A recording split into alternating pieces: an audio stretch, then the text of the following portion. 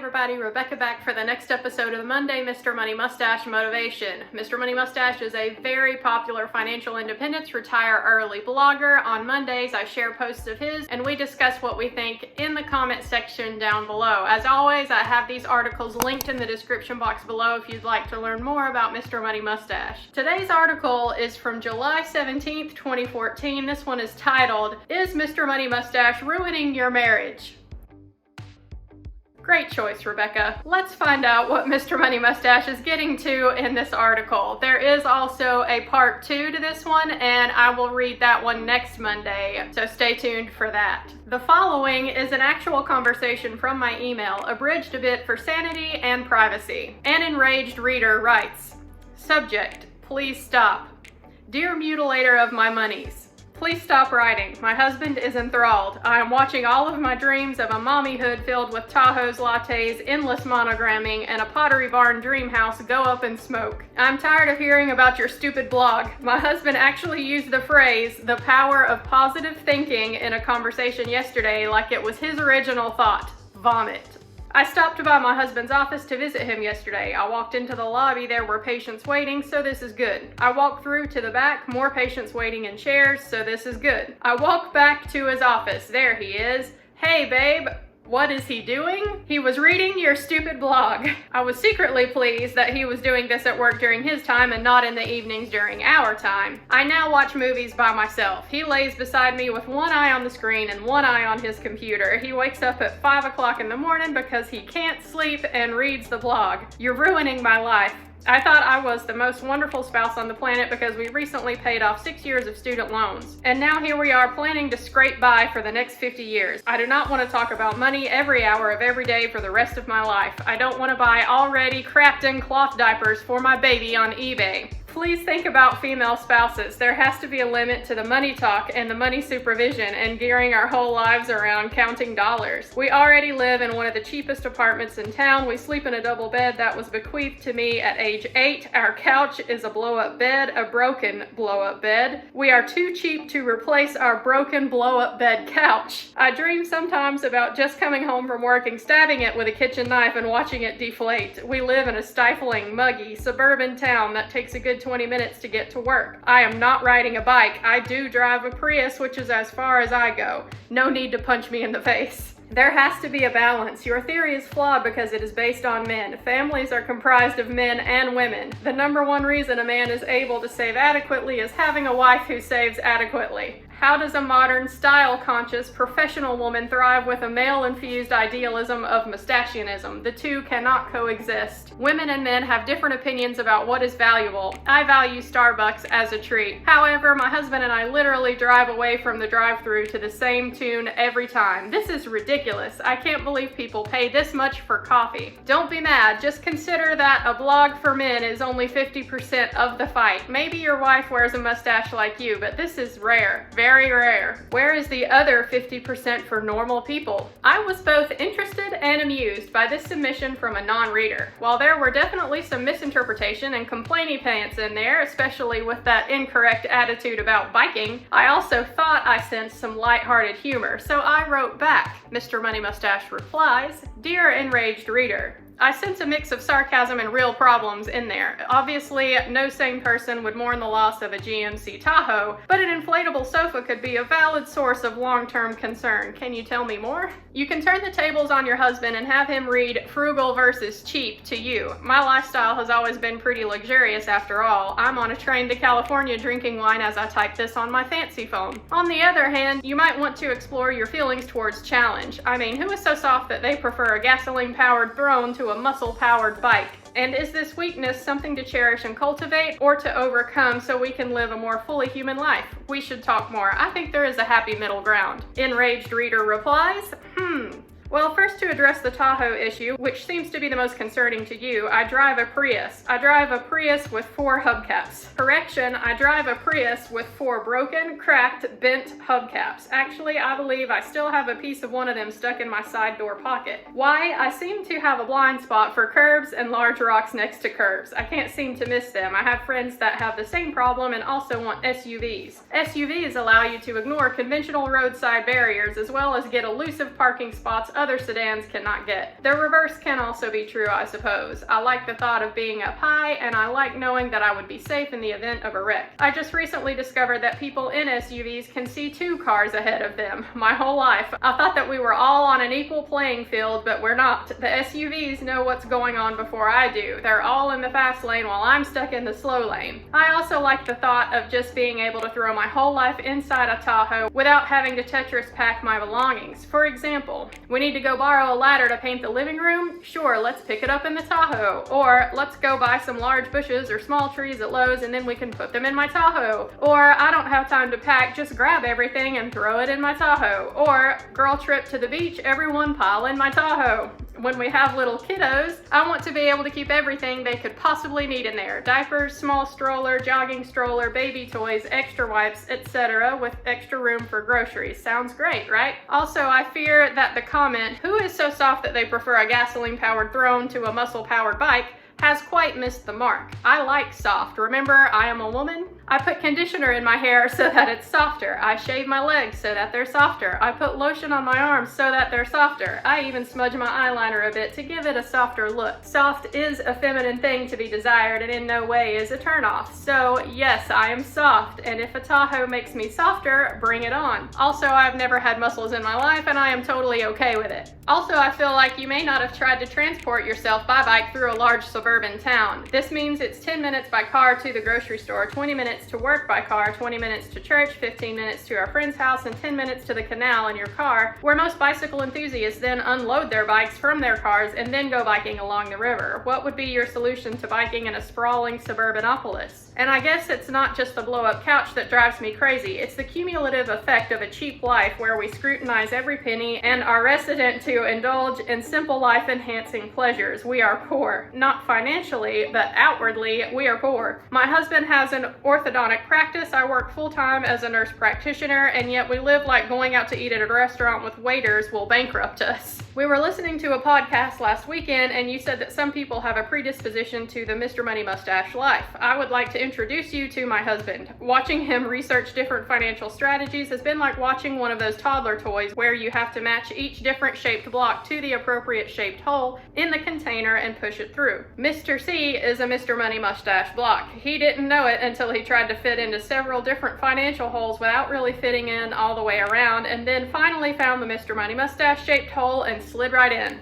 He wants to retire early and take up hobbies and travel and be at home. He wants me to jump on the bandwagon. That's great, except for the fact that I'm tired of self-induced poverty. My understanding of the Mr. Money Mustache lifestyle is that you work hard to be poor while you're young so that you can be poor without working when you're old. Being poor is okay if that's what you're called to or if that's what your life situation is. I would be okay being poor if I could stay home and have babies or was doing overseas missions or something. But I work hard Monday through Friday and I can't even enjoy a bottle of Coke once a week. It's not a lifestyle that I want for forever, and my husband would have to loosen up with the little things before I could throw my block into the Mr. Money Mustache shaped hole. Something has to give. As you can see, quite the battle has formed between the three of us, and it scares me a little since it's a battle in a much younger couple with a much newer marriage than my own. Are these folks doomed? They may be. Some people just develop drastically different perspectives which may not be compatible. For example, my own wife would take strong offense at the idea that women are supposed to be soft. I would personally spend my time shooting holes in those amazing misconceptions about cars, bikes, and SUVs and the concept of scraping by.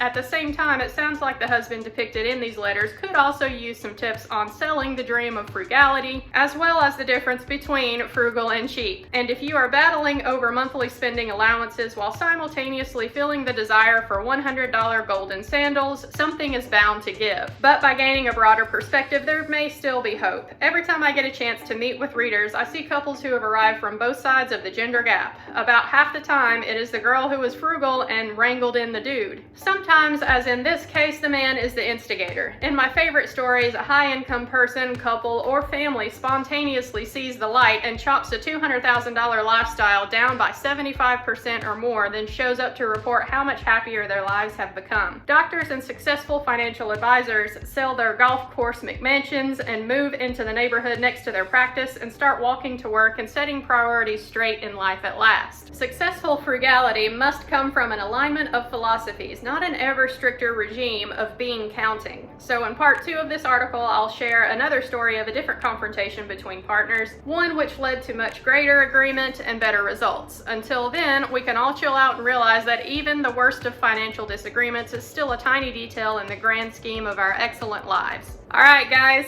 what do you think of this one? Now, if you've been following me for a while, then you know that I am currently going through a divorce. So why would I choose to read this particular article, right? Much less the part 2 that comes out next week. And the reason is because I have been in the financial community on YouTube for a long time now, years. I got my start with Dave Ramsey and the debt-free community, right?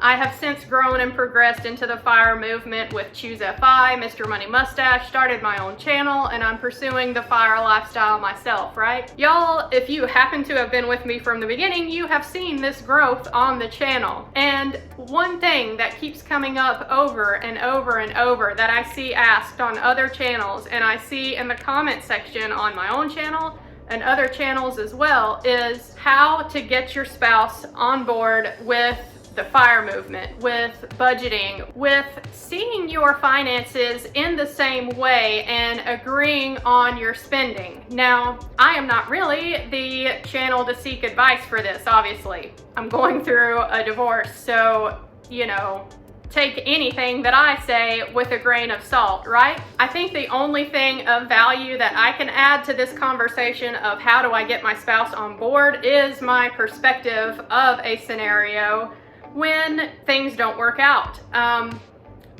This divorce that I'm going through was not about finances when it came right down to it. Now, I'm sure people are probably speculating otherwise on the channel. I never got any comments or messages outright about that, but we split not because of finances and not because of anything else that you usually hear about divorces. There was no cheating or anything like that going on. Guys, we just grew apart over time, essentially, and that ultimately does kind of relate to finances, and this is what I wanted to add to the conversation. If you are in a situation where your spouse is not on board with the way that you think about finances, maybe you're like me and you learned more, you learned better, so you did better, you tried to get your spouse on board, you want to bring them along for the journey and make them see and understand things the way that you do. I think that it is very possible for that to happen if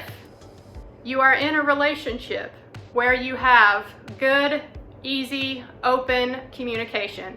If your significant other can listen to what you are saying, not just to respond, but to understand what you're saying, can take in information, process it for a while, think for themselves, come to their own conclusions, great. If you're in a relationship where communication does not come easy, your significant other just listens in order to respond, or they listen with the intent of coming up with X, Y, and Z reasons why things can't work without even considering the possibilities of what if this goes right? What could this mean for us in the long term if we work together on this? Let me try to understand it from your perspective, even if I still choose not to follow the same thought process. You know, that is the key there, I feel like. I think that more important than having your significant other see things your way financially is having that good open communication, and that means working both ways. So if your significant other really listens to your perspective and takes some time to think about it, and they still ultimately decide that maybe financial independence, retire early, isn't for them, they just don't feel like the trade-off is worth it with being frugal for a while to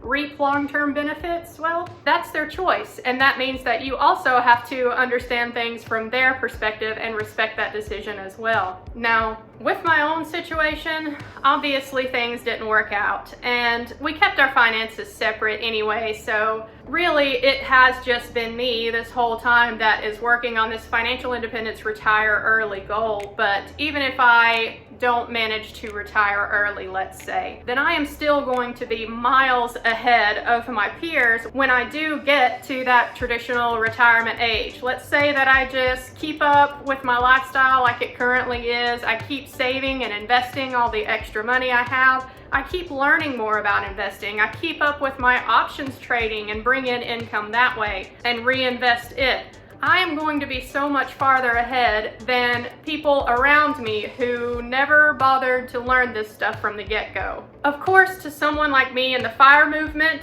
the choice seems obvious, right? You can either be in the FIRE movement, learn this stuff, do better, and set yourself up for life, or you can do what most people do, which is not prepare for retirement at all, just continue to work until you die. Or you can do what some people do, which is contribute to their 401k, but never really bother to learn what they are investing in, what their company match is. They just throw some money in there and hope that between that and Social Security, when they reach retirement age, that hopefully they'll have enough to be able to quit working and enjoy a few years of their life. Those are the three main things that I see out there. Of course, me being in the FIRE movement, I have a lot of friends who are pursuing this lifestyle, right? So I see a lot of that. But when it comes right down to it, the majority of people are doing one of those two other options, and when you zoom out and look at the larger perspective,